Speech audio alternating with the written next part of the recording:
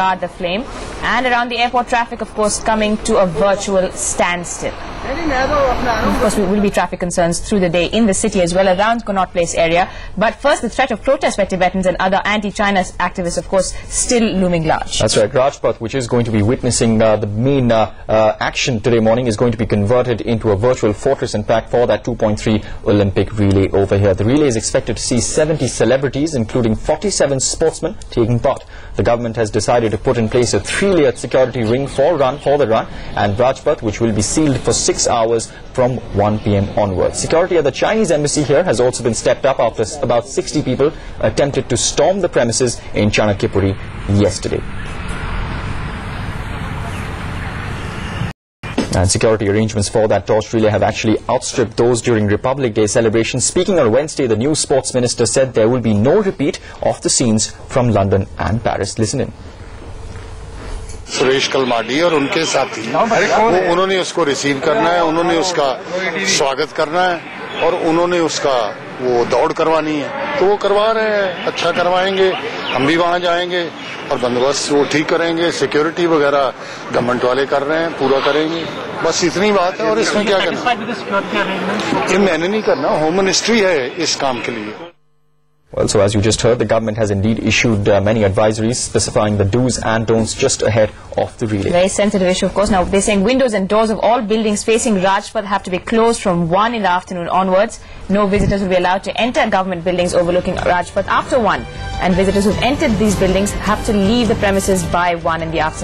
So only government employees with ID cards will be allowed to access these buildings or leave these buildings in the time specified.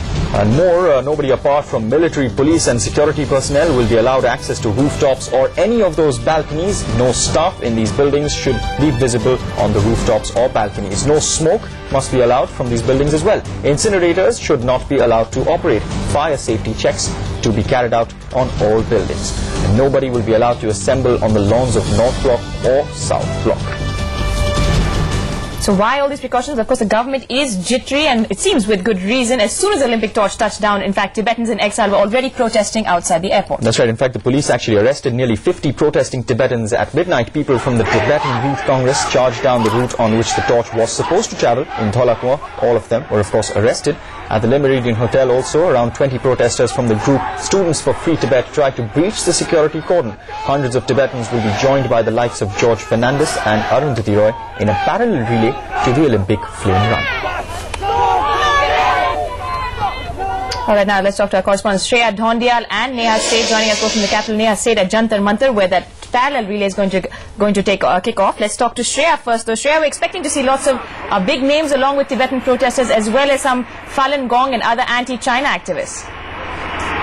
Yes, that's what we are hearing. We're hearing that George Fernandes is the one who's going to flag off the march. There's going to be Arundhati Roy and Nafisa Ali who will run along with the torch. But more importantly, Tibetans from all over India, from Dharamshala, as you can see right behind me, monks from Dharamshala, Chennai have all arrived here for the march.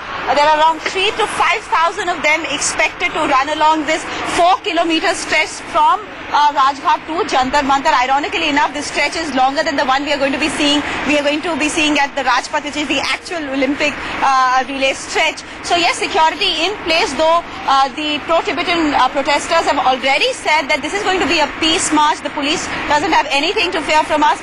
This is going to be absolutely peaceful, but around 100 to 150 police people already deployed here. They are the ones who are going to be running along with the pro-Tibetan supporters. You can see them right behind me. They're being briefed right now. So security arrangements in place, and yes, as you correctly mentioned, the police is not really foreseeing any trouble from Tibetan monks. They are foreseeing trouble from other anti-Chinese protesters. All right, Shreya, do stay with us for the moment. Let's also speak to Neha Seth by crossing over to Jantar Mantar, which is in fact being the epicenter of many of those protests of those Tibetans. Neha, what's the scene around you at the moment?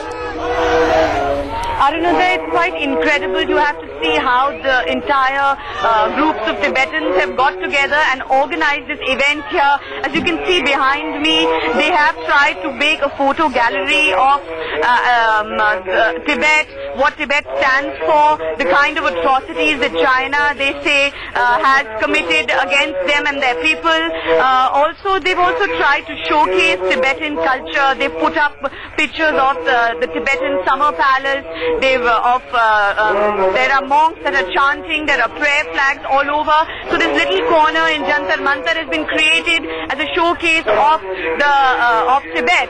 And till the torch comes here, which is being expected around 1 o'clock, the protests, they really are going to be peacefully sitting here. The monks are going to be chanting, and slowly the Tibetans from all over India and Delhi are going to gather here and be waiting for the torch, which represents so much for them. Alright, we'll be keeping track of what happens with the torch. If we could go across to Shreya again at Rajghat. Shreya, at this point, give us a time frame of what we're looking to see with this parallel torch relay. Well, what happens, everyone's been asked to assemble here by 9:30. At 10 o'clock, there's going to be a sort of a ceremony here. The torch is going to be lit here, and the actual relay starts at 11 o'clock. As I said, it's a 4-kilometer stretch. Traffic will be cordoned off, but only in certain areas. And by 1, as Neha mentioned, the relay will reach Jantar Mantar. Alright, so in fact, let's play for our viewers at this point a graphic plate, in fact, to show the traffic diversions, the routes that the torch will take, as well as the parallel route. Shreya and Neha, thanks for joining us with those details. Of course, we'll come back to them. We'll just play that route out for you. That's right. In fact,